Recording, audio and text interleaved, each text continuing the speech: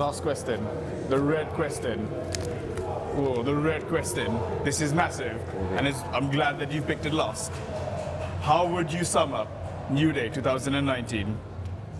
Okay, I think it gives me an excuse to come back to this theme of the church, because that's the big theme of the week. We've talked about the church a lot. Honestly, I say we've talked about it, it's more like God's talked about it in all kinds of ways, through the teaching, just through the whole way that the week has worked. And when we see the Bible, we kind of see it as all kinds of little trinkets of information and rules and little tiny stories, but it's not. It's one magnificent story, and it's a story. It tells the story of human history. Human history begins in a garden and ends in a city, and it's not a city that's like the cities we know, which seem to be these days more and more and more filled with violence and injustice and distortion of the gift of sex and sexuality and selfishness and crime and the rest. It's a city that's not like any city we know. It's a city that's actually like a garden. It's filled with people, and it's built really well, like really strong foundations.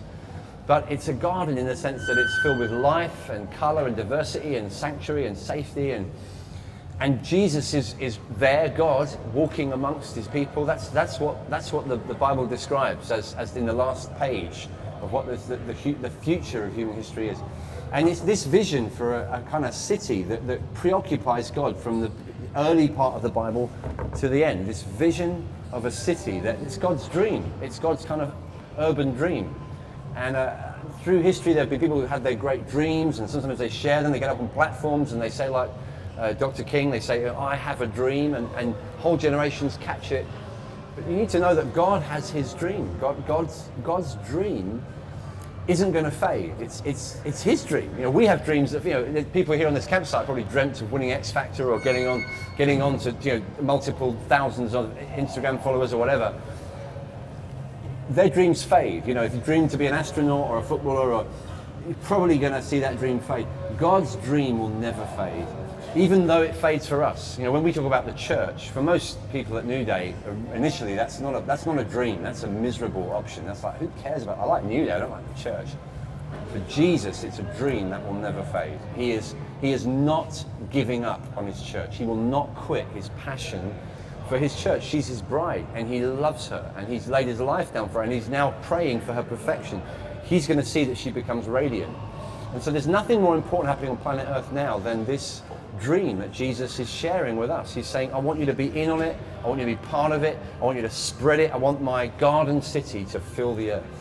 And that means we plant this garden, we plant churches everywhere. We start churches, we strengthen churches, we establish churches. We don't knock the church and say we love Jesus. That's ridiculous. You can't, it's like loving your wife but hating marriage. It doesn't make any sense. No. The way to love Jesus is by loving the church and serving her because you know he does. Yeah. And seeing her built and grown and strong and healthy, seeing her to be the vibrant, radiant, life-giving, light-shedding, fruit-bearing community that the world desperately needs to see.